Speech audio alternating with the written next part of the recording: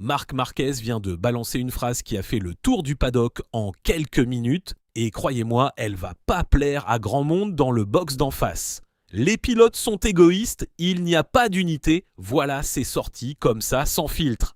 Alors venant du gars qu'on accuse depuis des années de rouler que pour lui et de penser qu'à ses titres, franchement, il y a de quoi lever un sourcil. Sauf que là, il parle pas de dépassement, il parle pas de bagarre en piste. Il parle de quelque chose de beaucoup plus lourd, alors qu'est-ce qui l'a poussé à sortir ça maintenant? Et surtout, qui est-ce qu'il vise vraiment? Et c'est là que ça devient intéressant parce que le timing, il est tout sauf innocent. Marquez, il est en pleine reconquête, il a retrouvé une machine qui gagne et normalement, un gars qui renoue avec la victoire, il la ferme, il encaisse les points et il sourit devant les caméras. Lui, il fait exactement l'inverse, il monte au créneau, il pointe du doigt tout le vestiaire et il le fait sur le seul sujet qui peut le brouiller avec la moitié de la grille. Parce que dans le fond, ce dont il parle, c'est pas une histoire d'ego mal placé. C'est une histoire de sécurité. Et la sécurité en MotoGP, en ce moment, elle est en train de devenir le vrai sujet qui fâche. Alors reprenons depuis le début parce que pour comprendre cette sortie, il faut revenir sur ce qui s'est passé à Assen. Le week-end néerlandais, il a viré au carnage. Marco Bezzecchi, il part à la faute à plus de 200 km/h, une chute absolument effroyable. Il finit à l'hôpital et quand on revoit les images, on a la chair de poule. Le gars, il s'en sort sans rien de cassé, un vrai miraculé, mais tout le monde a bien compris que ça aurait pu tourner au drame. Et il n'est pas tout seul. Fermin Aldeguer, lui, il repart avec une vertèbre fracturée. 2 pilotes au tapis sur le même week-end avec cette sensation que la moto, une fois qu'elle décroche, elle vous catapulte comme un fétu de paille. Et là, Marquez, il n'a pas attendu, il a été le premier à taper du poing et à dire qu'à Assen, il fallait faire quelque chose et vite. Parce que ce qu'il dénonce, c'est pas nouveau pour lui. Il avait déjà prévenu, avant même ce drame, que les bacs à gravier modernes, ils envoient les pilotes en l'air au lieu de les arrêter. Sauf que quand personne écoute, il faut souvent un gros crash pour que les mots prennent enfin du poids. Mais alors, si c'est qu'une question de sécurité, pourquoi est-ce qu'il parle d'égoïsme et de manque d'unité? Et c'est exactement là que la vraie histoire commence. Parce que Marquez, quand il dit que les pilotes sont égoïstes, il vise pas leur façon de piloter, il vise leur façon de se comporter dès qu'il faut se serrer les coudes en dehors de la piste. Je vous lis un peu ce qu'il a dit sur le fond. Il a été très clair à Assen, il a expliqué qu'il fallait faire quelque chose. Parce que sinon, les pilotes vont continuer, entre guillemets, à s'envoler. Alors vous voyez, il déballe pas ça pour faire le beau, il le sort parce qu'il est fatigué de parler dans le vide. Et au passage, il y a un truc dans cette histoire que presque personne met sur la table, et c'est peut-être le plus dingue de tout. La Safety Commission, vous savez, cette fameuse réunion où les pilotes sont censés faire remonter les problèmes de sécurité, elle est en train de se vider. Enea Bastianini, cette saison, il a carrément arrêté d'y aller, un boycott pur et simple. Fabio Quartararo, lui, il refuse d'y participer en expliquant qu'il n'a plus rien à y discuter.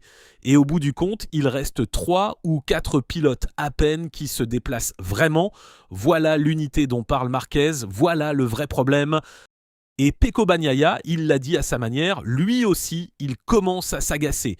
Il a lâché que c'est du grand n'importe quoi de croire que les pilotes peuvent rien changer en venant à ces réunions. Et il a qualifié cette désertion de grave. Le mot est posé. Grave, venant d'un double champion du monde qui, lui, se déplace, ça pèse quand même. Alors qui est-ce que Marquez vise vraiment dans le tas ?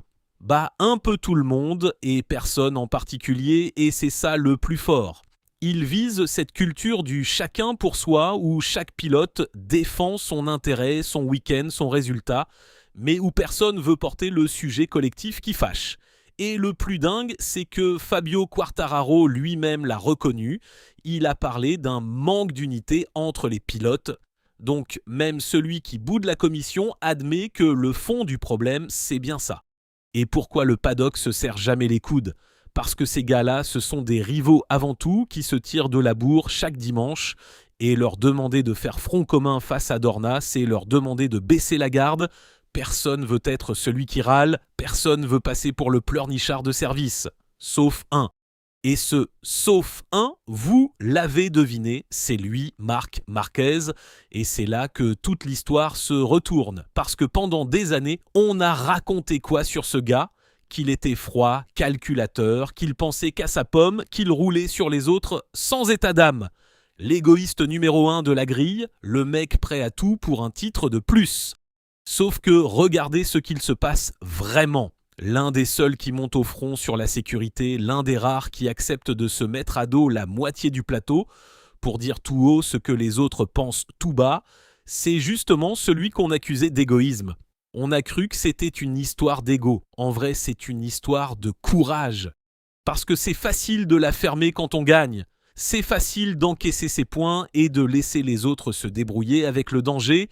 Lui, il aurait tout intérêt à se taire, il gagne de nouveau des courses, il a rien à gagner à jouer les porte-paroles, et pourtant il le fait, et ça franchement, ça change complètement le regard qu'on peut porter sur le personnage.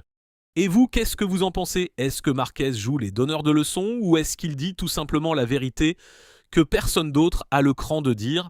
Parce que moi, j'ai ma petite idée, mais je sens que sur ce coup-là, ça va sacrément diviser. Alors mon verdict, le voilà. Marquez, il fait pas la morale, il fait pas le prof qui distribue les bons points. Ce qu'il fait, c'est beaucoup plus simple et beaucoup plus rare.